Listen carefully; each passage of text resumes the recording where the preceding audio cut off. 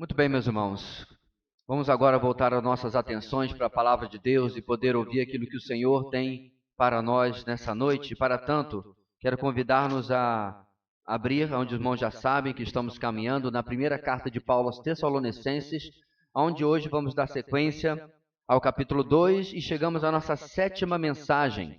Sétima mensagem em 1 Tessalonicenses, e vamos do capítulo 2, no versículo 13, onde paramos, até o versículo de número 16.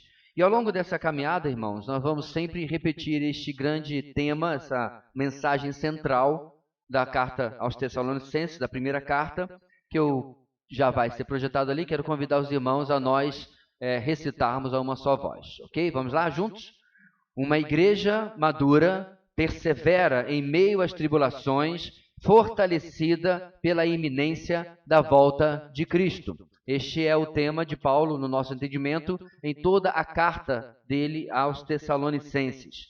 Bem, nos dois últimos domingos, nas duas mensagens anteriores, nós vimos que uma igreja madura, ela não é obra do acaso. Aliás, acaso nem existe, mas ela não surge do nada. Além da indispensável obra soberana de Deus por meio do seu Espírito Santo, uma igreja madura é fruto de seus membros que agem como ministros dedicados em cada área que se tornar necessária, os quais se dispõem ali naquela igreja a servir fielmente. Algo que esta igreja, que nós temos no nosso texto, aprendera imitando as vidas daqueles que plantaram, que fundaram esta igreja, Paulo, Silas e Timóteo. Assim, esta igreja amadurecia vendo o resultado desses ministérios, mesmo em situações bem adversas onde eles estavam. Essa igreja aprendia que somos ministros dedicados quando o nosso desejo é agradar a Deus e não aos homens. E a nossa mensagem revela isso, transparece isso, demonstra isso, porque ela não é negociada, ela não é amaciada, modificada, antes ela é fiel. Essa igreja amadurecia também, irmãos, quando via o exemplo de obreiros que davam de si mesmo, até abriam mão dos seus direitos em prol dos irmãos, em prol da obra, em prol da igreja. E, finalmente, entendiam que uma postura amorosa, porém também uma postura firme, caracterizava esses ministros dedicados que estavam por trás da maturidade que eles mesmos estavam experimentando. Aprendendo assim, dessa forma, com esses homens, agora era papel deles, também nosso, reproduzirmos isso em nossas igrejas. Na continuação do capítulo, e até depois já passando para o capítulo 3, nas próximas mensagens, Paulo muda um pouco o foco. Ele vai tratar da postura dos Tessalonicenses diante da mensagem que lhes havia sido pregada e nas circunstâncias em que isso aconteceu, sendo que tudo isso, irmãos, tem evidenciado mais ainda a maturidade cristã dessa tão jovem igreja. Uma igreja que não tinha nem sequer um ano, mas já era reconhecida por traços de crescimento que a destacavam. E hoje, meus irmãos, nesses poucos versículos que eu mencionei que nós vamos examinar, nós vamos ver mais sobre essa maturidade da seguinte forma, na seguinte grande ideia. Igrejas maduras perseveram nas lutas por causa da sua postura para com a palavra de Deus. Igrejas maduras perseveram nas lutas por causa da sua postura para com a palavra de Deus. Irmãos, circunstâncias possuem um enorme poder de impactar as nossas vidas, quer sejam circunstâncias boas ou circunstâncias más, quer seja algo que nos alegra ou que nos entristece. Se não forem bem interpretadas, elas podem definir o que pensamos e como agimos. Por exemplo, podemos ficar, digamos assim, mimados com o excesso de tranquilidade e quando tudo vai por demais bem. Isso vai nos tornando complacentes, acomodados, ou seja, há um impacto na nossa vida. Por outro lado, também podemos ficar desanimados, assustados ou confusos diante da avalanche de problemas, da avalanche de tribulações que porventura podem vir sobre nós. Para evitar, meus irmãos, tanto uma reação quanto a outra, nós precisamos, eu e você, preste atenção, de um filtro para interpretar corretamente a realidade. Eu quero dizer que sem este filtro, a bonança, a tranquilidade, pode ser mal interpretada mas também a luta, a dificuldade também pode ser mal interpretada. Para entender isso, irmãos, primeiro vamos ao nosso texto. Vamos ler e depois nós vamos tratar sobre o que eu estou querendo dizer com essa introdução que eu acabei de dar. Vamos lá?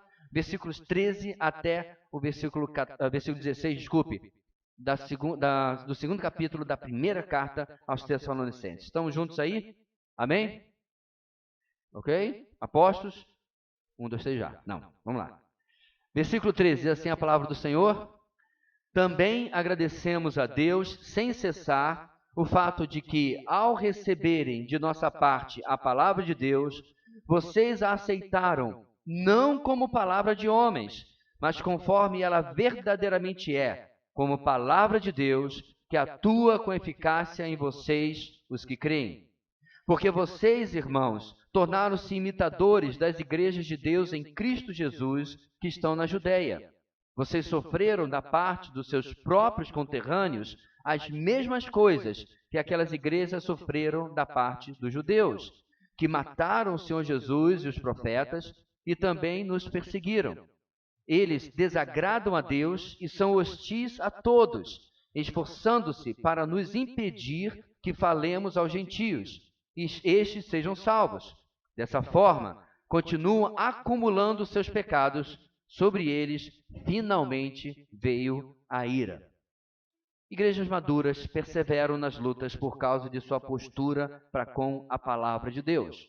Em nosso texto, irmãos, este filtro que eu mencionei, pelo qual nós devemos olhar a realidade, as circunstâncias, para poder interpretá-los corretamente, obviamente, esse filtro é a palavra de Deus. Ou seja, corretamente e biblicamente, aqui são sinônimos. Porém, a palavra de Deus, irmãos, não é o único filtro que existe à disposição dos seres humanos. Cada ser humano possui à sua disposição filtros ideológicos, por meio dos quais uma mesma circunstância pode ser vista por pessoas diferentes, de formas diferentes. Cada um desses filtros que está à disposição dos seres humanos possui a mesma falha, a sua origem humana. Eles vêm da opinião subjetiva dos homens, que inventa sociologias, filosofias, psicologias e muitas outras logias que frequentemente contradizem umas às outras, mesmo quando possuem o mesmo nome ou estão no mesmo campo. Então, quando você vê este sociólogo apontando para um lado e outro para o outro, e em situações completamente opostas e direções opostas, isso mostra a subjetividade do pensamento humano, a subjetividade do pensamento que o ser humano é capaz de formar dentro da sua mente. Assim, meus irmãos, somente os filhos de Deus podem, ou deveriam sempre poder, pelo filtro da palavra de Deus, ter uma postura, por outro lado, objetiva, pois essa postura está firmada na verdade de Deus e nasce no Deus da verdade. Contudo, Paulo irá nos trazer, irmãos, um detalhe importante sobre esse filtro da palavra de Deus e sua relação conosco. Qual detalhe? A nossa atitude para com ela e o compromisso com ela em nossas vidas vai determinar se esse filtro vai funcionar ou não. Tal como uma Bíblia bonita, né, aquela dourada desse tamanho em cima de um pedestalzinho que eu chamo de base bíblica, entendeu? Não serve de absolutamente nada na estante de alguém. A única utilidade daquela Bíblia aberta, bonita, dourada, que custa sei lá quantos reais. Se uma Bíblia simples de estudo já está 150, 180 reais, uma daquela deve ser uns 300, 400 reais, sei lá. Qual a utilidade daquilo? Pegar pó. Absolutamente não tem outra utilidade na decoração de uma casa. Então, da mesma forma, quando nós falhamos neste detalhe de usar este filtro da maneira adequada, nós só estamos coletando pó, só estamos preenchendo espaço.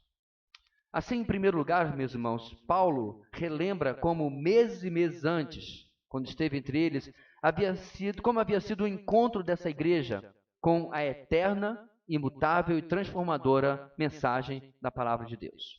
Em primeiro lugar, versículo 13, a atitude correta para com a palavra de Deus amadurece a igreja.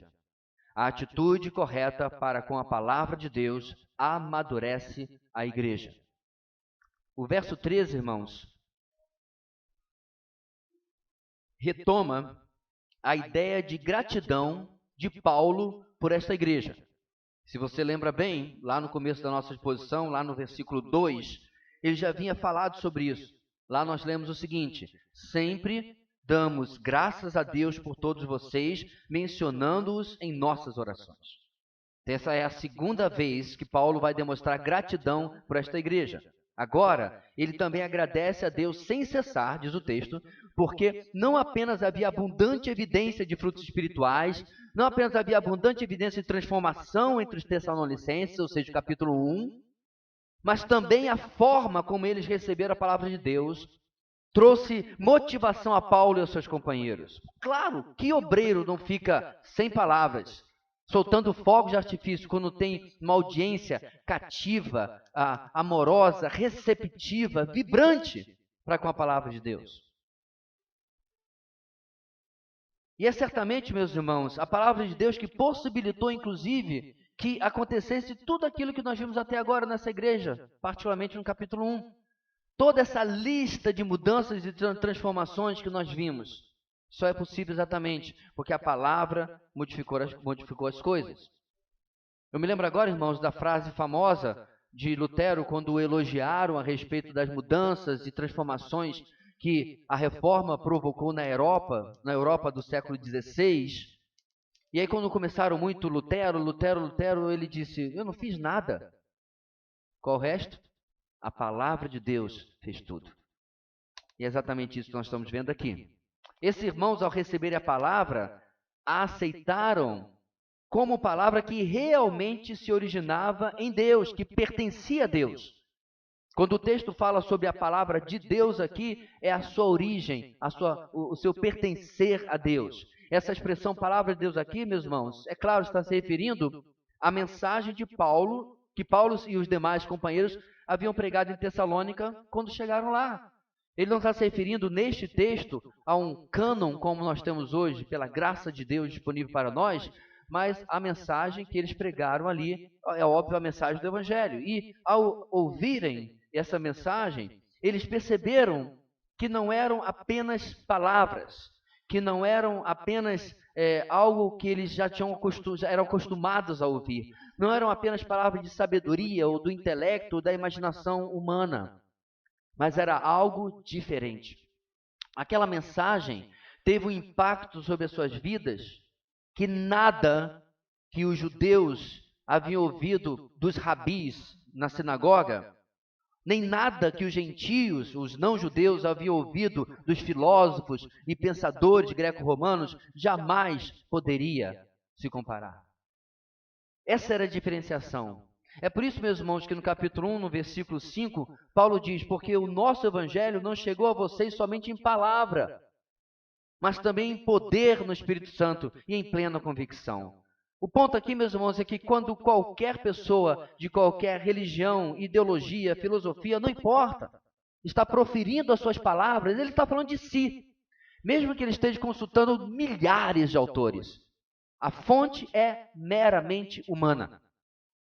Quando eu e você pregamos a palavra de Deus, quando os Tessalonicenses ouviram a palavra de Deus, a ênfase estava nessa segunda parte, de Deus, mesmo que ela fosse proferida por homens. A ênfase estava, meus irmãos, em que Deus estava falando àquele povo, através dos seus servos. Tal impacto, irmãos, tem muitas razões que a gente poderia mencionar, mas separei apenas duas. Primeiramente, é uma mensagem única. O comentarista T.L. Constable, em seu comentário, escreveu o seguinte: alguém disse que o Evangelho não é o tipo de mensagem que o homem inventaria se pudesse, nem é uma mensagem que ele poderia inventar se quisesse. Entendeu? Vou repetir. Alguém disse que o Evangelho não é o tipo de mensagem que o homem inventaria se pudesse. Não é o tipo de mensagem que inventaria se pudesse. E nem uma mensagem que ele poderia inventar se quisesse, se decidisse inventar. Por que ele está dizendo isso, irmãos? Em outras palavras, as ideias dentro do plano de redenção são completamente fora de algo que os homens poderiam inventar. Por quê? Não possui uma mensagem antropocêntrica, centrada no homem. Não tem uma mensagem que exalta o papel do homem. Não tem uma mensagem que tenta resolver os problemas circunstanciais dos homens. Muito pelo contrário. O Evangelho mostra o homem morto em seu pecar, sem condições de levantar-se por si só.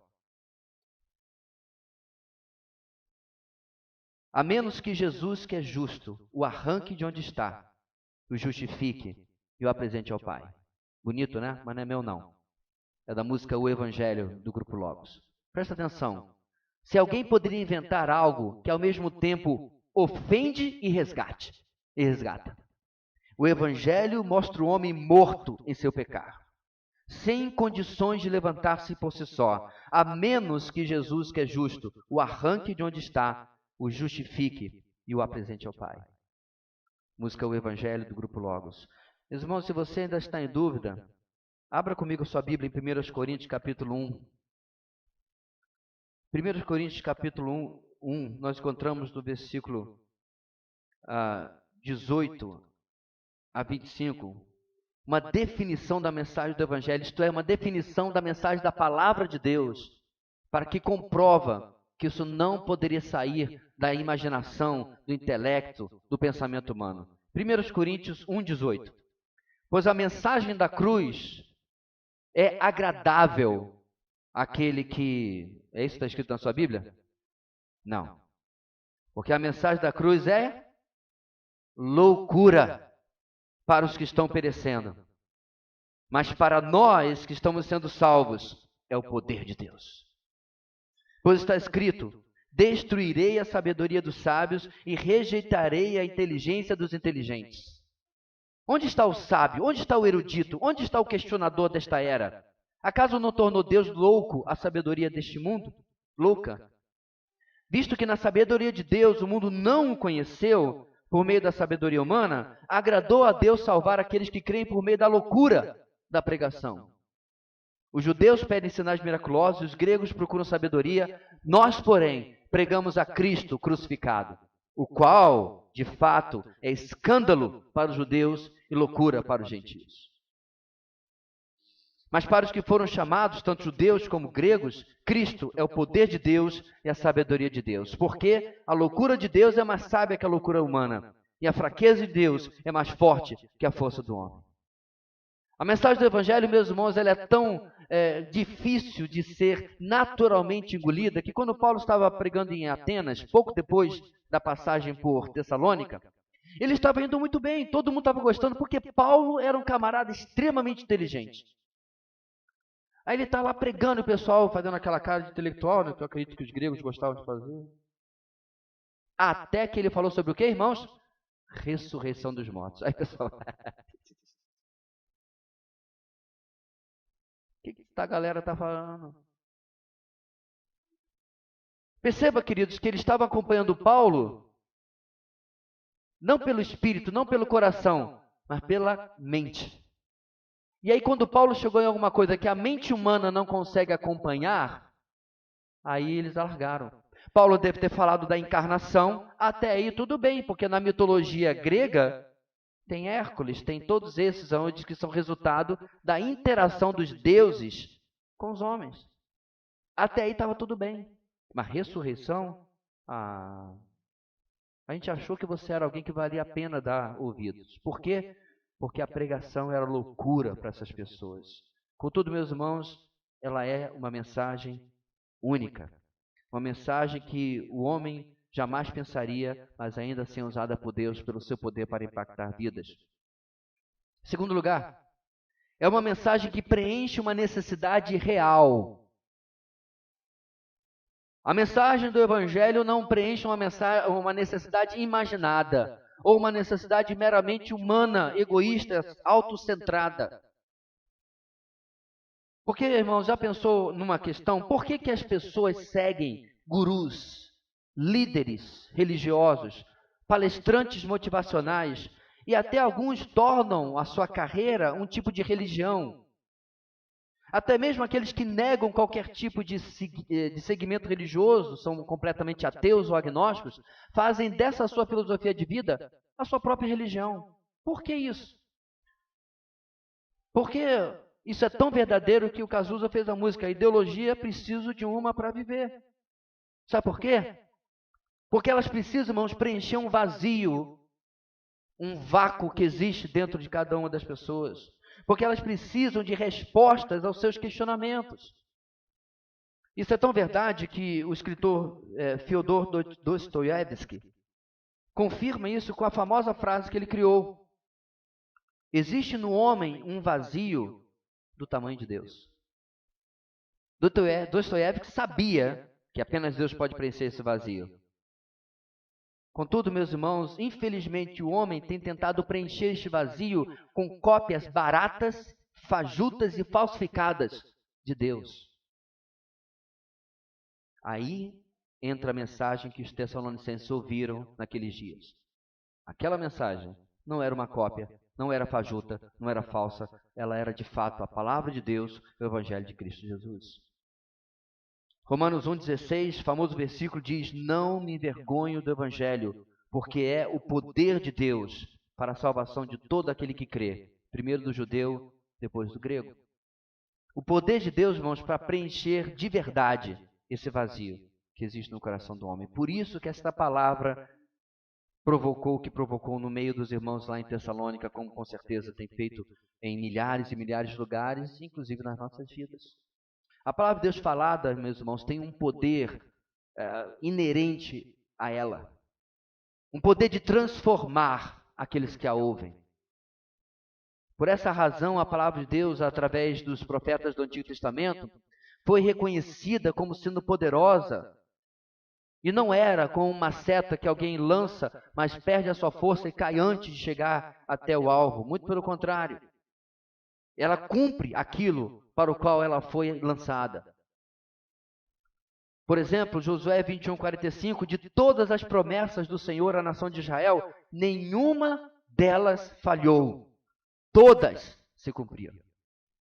A Jeremias, que inclusive ainda era um garoto nessa época, no começo do seu ministério, provavelmente um adolescente, a ele o Senhor disse: você viu bem, pois estou vigiando, pois estou zelando para que a minha palavra se cumpra. Jeremias 1:12. Mais uma. Por meio de Isaías, o Senhor disse, Isaías capítulo 55, versículo 10 e 11, assim como a chuva e a neve descem dos céus e não voltam para eles, sem regarem a terra e fazerem-na brotar e florescer, para ela produzir semente para o semeador e pão para o que come. Versículo 11, assim também ocorre com a palavra que sai da minha boca. Ela não voltará para mim vazia, mas fará o que desejo e atingirá o propósito para o qual a enviei. Aliás, quando Paulo prega, meus irmãos, por exemplo, na sinagoga em Tessalônica, ele não tem 100% de receptividade, correto? Uma parte dos judeus ali se converte. Mas qual foi, meus irmãos, o resultado da palavra de Deus? Foi 100%. Porque a palavra pregada, ela converte o coração dos eleitos e confirma a rejeição e a reprovação dos réprobos. A palavra de Deus sempre, sempre não volta vazia. Ela salva aqueles para quem o Senhor tinha para salvar e confirma a condenação daqueles que dão as costas a ela. A palavra de Deus, meus irmãos, portanto, tem o poder criativo de Deus por trás dela. Como você vê lá em Gênesis capítulo 1:3. Deus falou e se fez. Paulo creditou as mudanças nos Tessalonicenses a esta palavra de Deus que eles haviam ouvido. Não só havia apenas efetuado mudanças nele no passado, mas também continuava agora a mudá-los, uma vez que eles continuavam a crer e acreditar nisso. O verbo que Paulo usa aqui está numa ação contínua. A verdade de Deus, como um bom remédio, continuava a curar as almas enfermas do pecado, enquanto as pessoas a recebiam pela fé, como ele encerra no versículo 13. Em vocês que creem, no significado de vocês que continuam crendo, a palavra tem sido eficaz. É por isso, meus irmãos, que as disciplinas espirituais não podem entrar no automático. O seu encontro com Deus, na mensagem, na pregação, no devocional, onde quer que seja, precisa ser cheio de expectativa, cheio de novidade, cheio de vida. não pode cair na mesmice. Precisa ser um encontro onde Deus quer falar a sua vida, quer modificar a sua vida, quer transformar através da sua bendita palavra. Assim, meus irmãos, diante de tais verdades, precisamos voltar novamente, mais uma vez, à análise do papel da palavra de Deus em nossas vidas e principalmente da postura que nós temos tido diante dela. A palavra de Deus tem sido atacada por, entre aspas, cristãos liberais. Tem sido atacada por ateus. Interessante, um grupo que diz crer em Deus e outro grupo que não crê em Deus. Ambos questionam a autenticidade da palavra de Deus, a literalidade da palavra de Deus, a inspiração plenária da palavra de Deus. Dois grupos que têm um pensamento completamente antagônico, mas nisso concordam. Não creem que esta é a palavra de Deus. No máximo, um deles crê que ela contém a palavra de Deus. Um pensamento que por si só é ridículo. Porque se esse livro contém a palavra de Deus, quem é aquele que vai julgar o que é e o que não é? Onde a gente passa o corretor e onde a gente passa o destaque, o marca-texto. Por outro lado, meus irmãos, ambos estão errados. Esta é a palavra revelada de Deus. Mas esse não é o único ataque que ela tem recebido. Infelizmente, a palavra de Deus tem sido mal interpretada e mal ensinada por mestres preguiçosos em investir o tempo necessário e em debruçar-se sobre a verdade da palavra de Deus para pregar com fidelidade, com profundidade.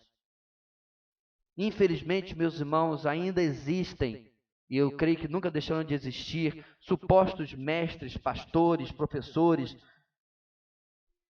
que cumprem mal a sua tarefa, que pegam um texto num sábado à noite para pregar no domingo, que não se esmeram durante a semana para descobrir.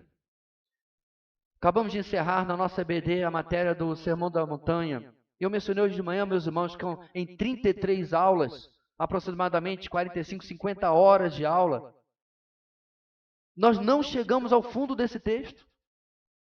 Nós poderíamos continuar examinando e examinando e examinando, e a gente continuaria descobrindo nele coisas incríveis. Eu estou trabalhando no nosso devocional do ano que vem. E um dos colaboradores já foi palestrante de uma de nossas conferências, e eu fiquei impressionado. Ele pegou um salmo pequeno, uns 5, 6 versículos. E ele ocupou uma semana inteira de devocional. Em determinado ponto, numa terça, uma quarta-feira ali, eu pedi para ele: mano, eu preciso que você dê uma enxugada, porque ficou muito grande, não cabe. Aí ele: que tortura, tem tanta coisa para falar. Um versículo. Cada dia da semana. E ele falou: ainda tem coisa que eu poderia colocar aí. Outro me disse assim: estou arrependido, deveria ter dividido esse versículo em 2 dias. Eu falei: Jesus, essa é a tua palavra. É esse poço, meus irmãos, que nós mergulhamos e nós nunca vamos chegar até o fundo dele. Sabe por quê? Porque ela é viva. Deus vivo fala conosco através dela. Quer cristãos liberais, ateus, mestres preguiçosos a desprezem. O que mais me traz tristeza, meus irmãos, é como ela tem sido desprezada no dia a dia pela maioria dos cristãos. Antigamente não tínhamos celular, a gente pegava a palavra de Deus e levava para lá e para cá. Lembra desses tempos? Não tem problema você usar o meio digital. Quem tem Bíblia de papel aqui hoje? Levante sua Bíblia. Está vendo? Se você fizesse a mesma pergunta há 30 anos atrás, era difícil alguém não ter a sua. Inclusive a gente fazia gincana de manhã. Não, aquela gincana, quem fez a lição, quem trouxe a sua Bíblia na escola dominical. É da época da Marcela, da irmã Suana. Minha também. Hoje não dá mais, porque todo mundo vai chegar assim: eu trouxe minha Bíblia. Na verdade, eu trouxe muitas Bíblias aqui dentro. Mas, meus irmãos, eu não tenho tanta certeza que mesmo naquela época onde a gente andava com a Bíblia para lá e para cá, se a gente lia.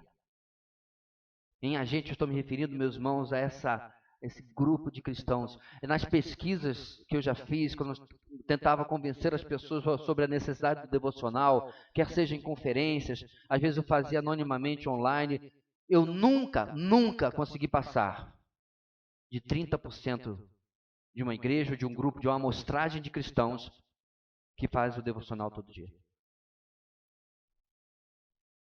Em 100, menos de 30 tem um contato diário com a palavra de Deus. É impossível ela ter, meus irmãos, o impacto se ela não estiver presente em nossas vidas. Portanto, isso tudo, como eu e você temos contribuído quanto a isso? Temos reforçado o papel da palavra com o nosso discurso e com nossas ações? Temos edificado a casa sobre a rocha da palavra de Deus, como vimos hoje, no final do nosso tempo no Sermão do Monte? Se queremos, meus irmãos, ser uma igreja madura, se queremos ser crentes maduros, não há atalhos.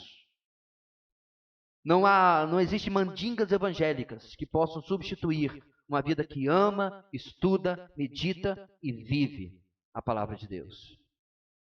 E o resultado, meus irmãos, se vê na sequência do texto em como Paulo, mais uma vez, caracteriza a igreja de Tessalônica.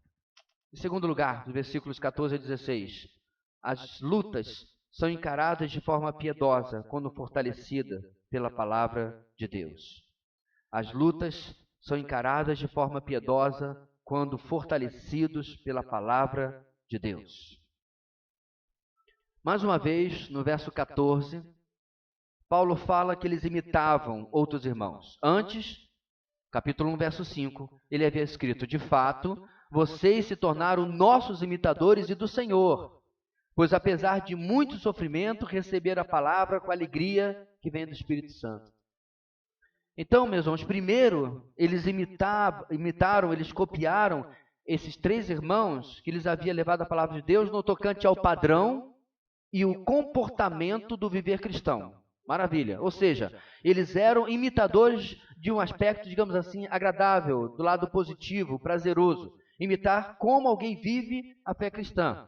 Contudo, eles não pararam aí.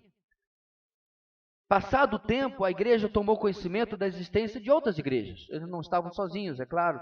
E particularmente ao sentir o calor da oposição, ao sentir o antagonismo, ao sentir a hostilidade para com a sua nova vida em Cristo, eles se identificaram com as lutas dessas outras igrejas.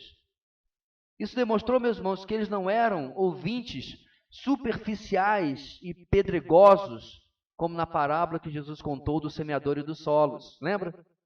Onde a semente é rapidamente retirada. A perseguição, inclusive, por causa de Cristo, faz com que esses do solo raso, do solo pedregoso, rapidamente se afastem, rapidamente abandonem a fé. Enquanto que a semente do bom solo tessalônico estava dando fruto, ainda que em meio à perseguição. Essas igrejas estavam sendo imitadas por eles, essas igrejas que estavam sendo limitadas eram que estavam no restante do território que um dia se chamou Israel. O Império Romano rebatizou essa região com o nome de Judeia.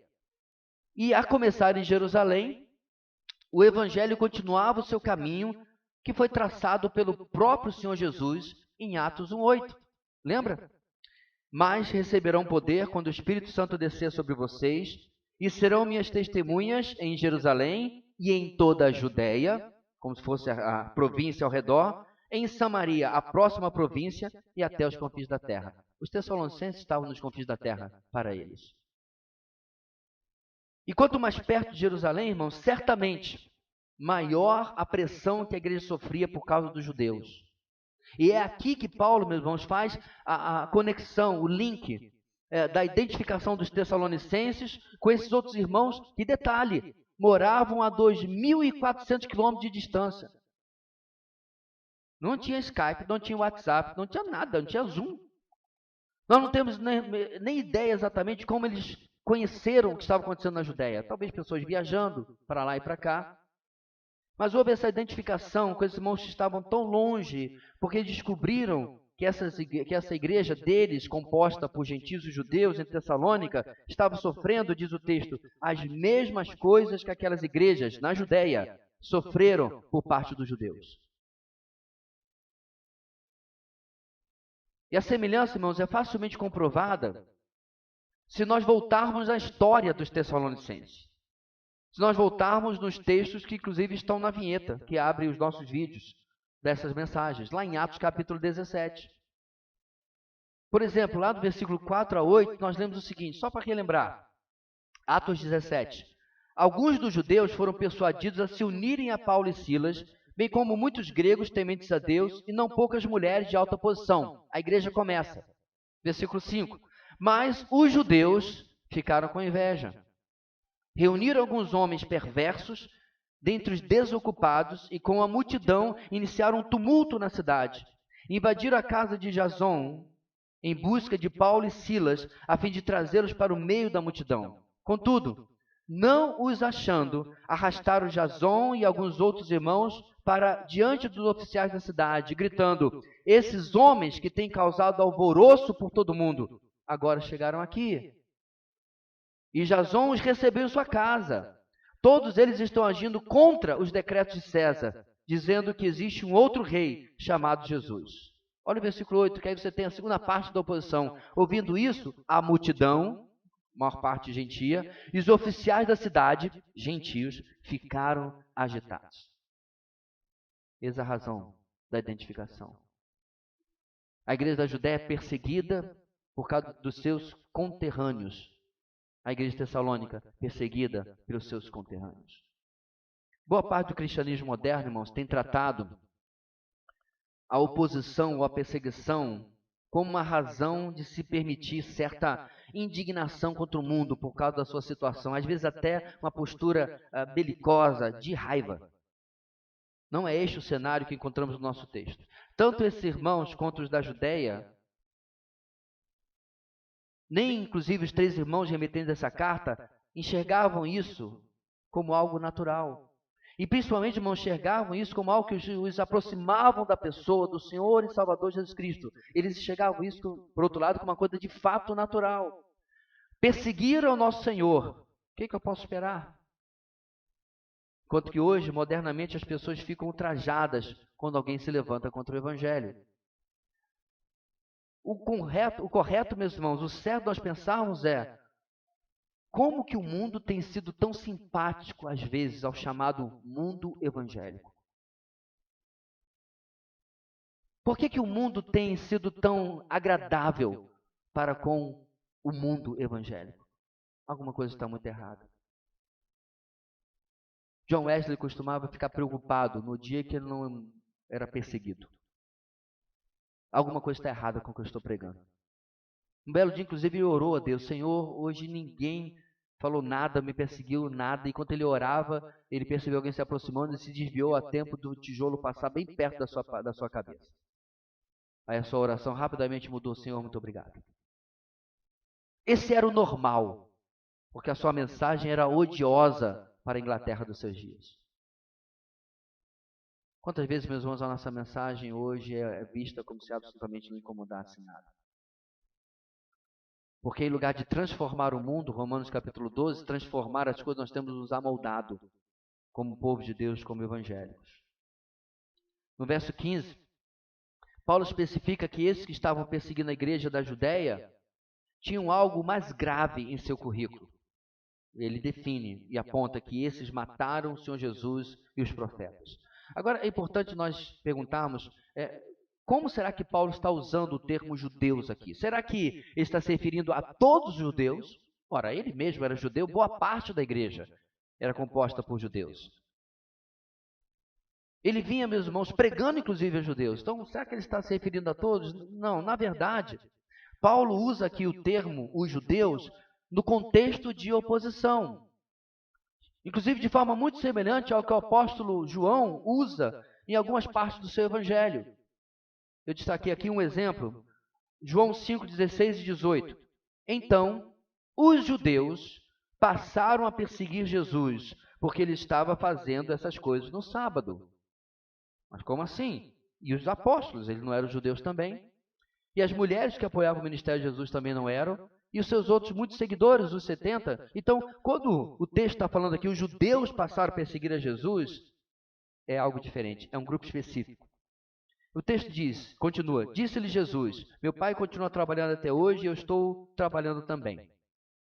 Por essa razão, os judeus mais ainda queriam matá-lo, pois não somente estava violando o sábado, mas também estava se dizendo que Deus era seu próprio pai, igualando-se a Deus. João aqui, meus irmãos, e Paulo, no nosso texto de Tessalonicenses, não se refere a todos os judeus, mas aos seus líderes. Inclusive, ao dizer que eles haviam matado os profetas, isso fica ainda mais claro porque quem fazia isso no Antigo Testamento eram os reis ímpios, aqueles que a Bíblia diz, e fulano foi rei e não andou no caminho de Davi, seu pai. Lembra na sua leitura? Esses eram os reis que matavam os profetas, que condenavam, os profetas que condenavam as suas ações, as suas decisões, porque estavam levando o povo para longe de Deus. Então, esses judeus aqui são o grupo líder, como por exemplo também na sinagoga ali em Tessalônica. Completando que eles também perseguiam a ele, diz o texto, e os outros mensageiros do Evangelho, Paulo deixa claro como eles desagradam a Deus e são hostis a todos.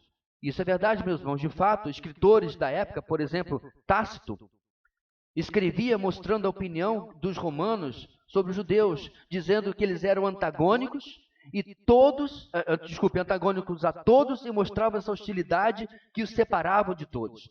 Agora, isso até é um pouco compreensível, meus irmãos, porque os judeus vinham de séculos de dominação. Da mão dos babilônios, passaram para a mão dos medo-persas, dos medo-persas passaram para a mão dos macedônios ou gregos, dos gregos passaram para a mão dos romanos. Com o tempo, criou-se um sentido para com o estrangeiro, para com o de fora, de rancor. E assim, eles se tornaram hostis a qualquer um que não era judeu.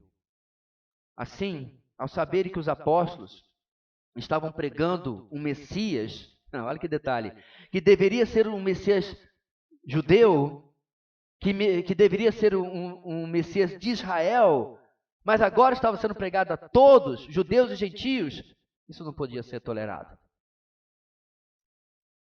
Porque é isso que nós encontramos no versículo 16, olha o que Paulo escreve, esforçando-se, esses judeus, para nos impedir que falemos aos gentios e estes sejam salvos. Esse era um dos problemas. Porque entenda, meus irmãos, eles pregaram na sinagoga, alguns abraçaram, os judeus também, vocês vão embora? Então vai embora. Pega o beco, deixa a gente aqui com a Torá, nós que estamos certos, deixa aqui. Mas eles não podiam deixar barato. Porque a mensagem, aos olhos deles, corrompiam o que eles pregavam dentro da sinagoga, supostamente esperando o verdadeiro Messias. Dessa forma, irmãos, essa parcela do povo judeu, essa parcela endurecida, cega para a verdade de que o Messias já havia vindo, já havia vivido entre eles, que o Messias havia morrido e ressuscitado, completamente cega para todas as verdades. Essa parcela não conseguia fazer nada mais a não ser acumular mais pecados e atrair sobre si a ira de Deus, como diz o nosso texto. Inclusive, essa última afirmação, irmão, sobre a ira de Deus, ela tem sido alvo de bastante debate. Alguns creem em um evento único como a queda de Jerusalém, como a manifestação dessa ira, que aconteceu no ano 70 pelo general Tito, que invadiu Jerusalém e, inclusive, expulsou e proibiu os judeus de voltarem para a cidade. Inclusive, isso acontece 15 anos depois dessa carta, mais ou menos. Olha que coisa. É muito provável que isso já fosse uma panela de pressão prestes a acontecer. Mas ainda assim, meus irmãos, como Paulo fala no nosso texto no passado, outros creem de outra forma, creem que a ira de Deus já era sentida no endurecimento dos judeus como nação e a suspensão do papel central que eles tinham no plano de Deus. Ainda outros creem que a ira de Deus, na verdade, está sobre todos os indivíduos que rejeitam a mensagem do Evangelho e não creem em Cristo, como inclusive a gente vê escrito em João 3,36. A ira de Deus sobre ele permanece. Seja como for, meus irmãos, essa era a situação de Israel. Uma situação debaixo do julgamento de Deus. Agora, isso não é o fim. Como Paulo deixou muito claro, meus irmãos, em Romanos, naquele contexto de 9, 10 e 11, quando fala tão claramente tanto da eleição quanto do papel de Israel, Israel ainda será um dia uma nação redimida. Eu não me refiro à nação política de Israel, não um país para o qual você viaja e pede um visto, não. Israel retornará a ter um papel central no plano de Deus, mas será representada por um remanescente, que será salvo nos dias da tribulação, que sucederá ao arrebatamento da igreja, quando esse remanescente se voltar para o Messias. E nesse remanescente se cumprirá tudo aquilo que Deus prometeu desde o Antigo Testamento para o povo de Israel. Mas, até aquele dia, que pela graça de Deus nós pedimos que chegue o mais rápido possível, porém, até aquele dia, o diagnóstico de Paulo está certo e continua. Eles são antagônicos e hostis em geral, mas particularmente eles são antagônicos, hostis a qualquer coisa que lembre a fé em Cristo. O nome de Jesus é literalmente proibido de ser mencionado em boa parte das casas de cultura ou de religião judaica. E é incrível, meus irmãos, como o Senhor vai reverter isso. E esse povo tão endurecido, um dia vai se render ao seu verdadeiro Messias. Mas o mais importante nesse nosso contexto, meus irmãos, é como nós devemos encarar as lutas de forma piedosa quando somos fortalecidos pela palavra de Deus. Então, como agir em situações assim? Lembrando sempre, irmãos, que nós estamos longe do que acontecia com os Tessalonicenses, do que acontecia com a igreja da Judéia. Ninguém está arrombando a porta da nossa casa, ninguém está perdendo o emprego porque é cristão. Mas ainda assim, como proceder em meio à oposição? E a resposta nossa, meus irmãos, não é o engajamento social, não é nenhum tipo de engajamento. A nossa resposta é a contracultura do reino, que inclusive nós vimos na EBD, no Sermão do Monte. Ou seja, a postura piedosa vence a hostilidade ímpia. Damos a outra face, andamos a segunda milha. Entregamos não apenas a túnica, mas também a capa. E tudo aquilo que nós vimos nestas semanas da nossa EBD. Ao longo da história da igreja, irmãos, nós vimos vários exemplos disso. William Tyndale, um dos que se esforçaram para traduzir e trazer a Bíblia para o vernáculo inglês, para o seu povo na Inglaterra, pouco antes do seu martírio na fogueira, ele não esbravejou, ele não falou coisa, algum impropério ou amaldiçoou os seus algozes. Não. A oração dele, eternizada na história, foi a seguinte: Senhor, abre os olhos do rei da Inglaterra. A sua preocupação, irmãos, era para que a palavra de Deus chegasse ao seu povo. Sua preocupação não era com algum tipo de segurança pessoal ou alguma vingança contra os seus algozes. E nós podemos examinar, meus irmãos, páginas e mais páginas, por exemplo, do livro dos Mártires, que já mencionei várias vezes. Nós vemos, na verdade, amor e compaixão em lugar de ódio ou vingança. Um dos exemplos mais clássicos para mim é o exemplo da irmã e das esposas dos missionários mortos pelos Aucas na década de 50. Essas irmãs não procuraram a justiça dos homens contra os seus assassinos. Eles não pressionaram a opinião pública para que o governo daquele país, Equador, fosse atrás daqueles índios e os fizesse pagar pelo que fizeram. Não. Essas mulheres levaram outra justiça para eles.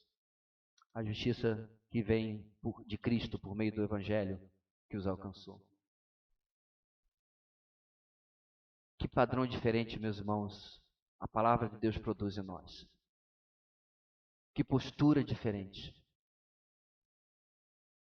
Talvez você tenha alguém que, dentro das limitações de um país democrático como o nosso, tem sido uma pedra no sapato no seu trabalho. E você, de alguma forma, desconfia que é por causa da sua fé, porque você é crente. Ela não pode declarar isso abertamente, porque dá processo. Coisa que os nossos irmãos nos países perseguidos não conseguem nem imaginar que a gente tem acesso. Mas você sabe que no fundo, é alguma coisa por aí. A palavra nos ensina, meus irmãos, claramente que a nossa única postura possível nessas situações é amar, é perdoar, é dar outra face, é andar outra milha, é dar a capa. essa postura piedosa que Deus espera de mim e de você. Agora, outra pergunta: como esses homens todos, conseguiam tal postura? Você já esteve naquela situação com alguém que você reconhece que a pessoa está fazendo a coisa certa, você reconhece aquilo que ela está fazendo como sendo bíblico, mas no fundo você se pergunta: eu não sei como ele consegue fazer isso. Porque se fosse eu já me vi em situações, meus irmãos, em que um irmão querido, amigo, estava sofrendo uma injustiça, algum problema, e eu já estava procurando a minha lista de advogados, para dar o telefone para ele. Eu já estava perguntando: você fez isso, fez aquilo e tal. E aí lá de lá vem uma postura completamente diferente. Às vezes, inclusive, de sofrer o dano, a perda. Eu me via mais indignado do que a pessoa que de fato havia sido prejudicada. Como essa pessoa consegue fazer isso? Como ela consegue viver na contramão do que normalmente é esperado, do que normalmente os outros fazem? Para Paulo, a resposta dessa maturidade começa, continua e termina na sua postura para com a palavra de Deus.